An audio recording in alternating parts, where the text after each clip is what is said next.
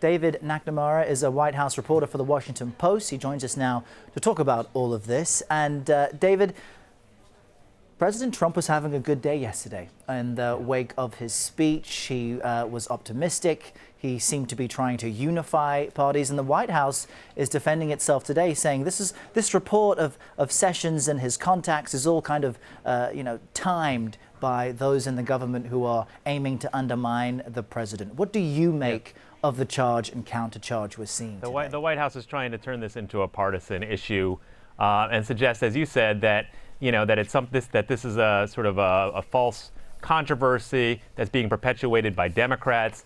They specifically single out Al Franken, the senator from Minnesota, who was involved in the exchange during Jeff Sessions' confirmation hearing, in which he asked directly about whether Sessions had this contact with the Russians, the clip you played. And so the White House is using this to sort of whip up the idea that this is a overplayed story. But let's face it, this issue about Russia meddling in the U.S. elections has been going on since the day after the election, essentially.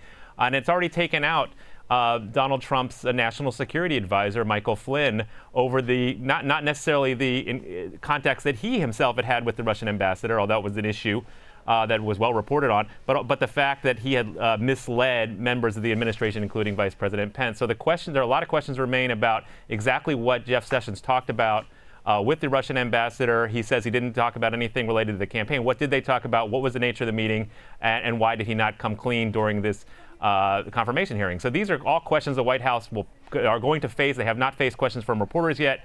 As you mentioned, the president is down in Newport News. He wants to talk about defense spending in the wake of his speech the other night, where he talked about more robust military, a bigger Pentagon budget. But the press spokesman is scheduled to talk to reporters on the plane back to Washington later today.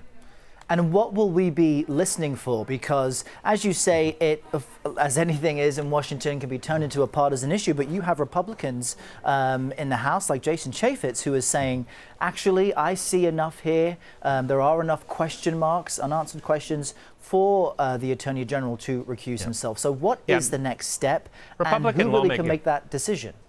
Republican lawmakers have been wanting to sort of, circle the wagons with the White House, a new Republican president, obviously, not let, this story get out of hand. But this whole story about the Russians, is bigger than Attorney General Sessions, bigger than the National Security Advisor Mike Flynn, who was, let go.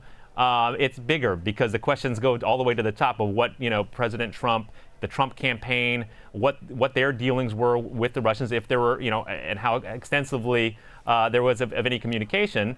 We don't know all the answers to that. But, this is becoming politically untenable for Republicans to just say, let's not worry about it. Let Jeff Sessions oversee the Justice Department without and investigations into this without recusing himself, when he himself is now being the target of story or subject of stories that suggest he himself had these connections. So this is becoming a political problem for Republicans. And so now you're seeing Republicans peeling off, some in sort of swing states, but even others, as you mentioned, Jason Chaffetz, who's been reluctant to sort of call for this kind of recusal, is now doing so. And this is going to start tipping the scales, and we'll have to see what the White House says.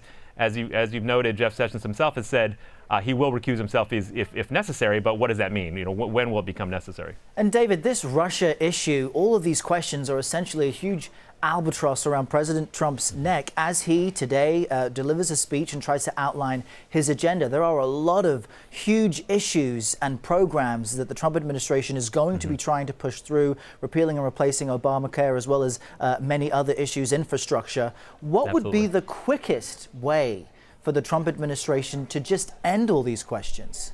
Right. I mean, I guess, there's been some suggestions, why not have the White House itself call for a special counsel and then allow that to run its course. And if, in fact, the outside counsel, independent counsel, were to find, no wrongdoing by the Trump campaign, in connections with the Russians, that would put it to rest. This is what President Trump says, they would find. Nothing.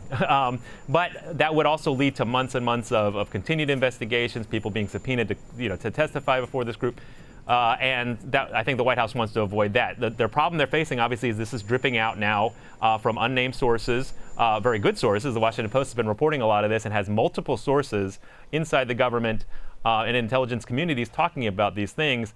So it's going to continue to come out this way, which, as you mentioned, is a distraction on its own.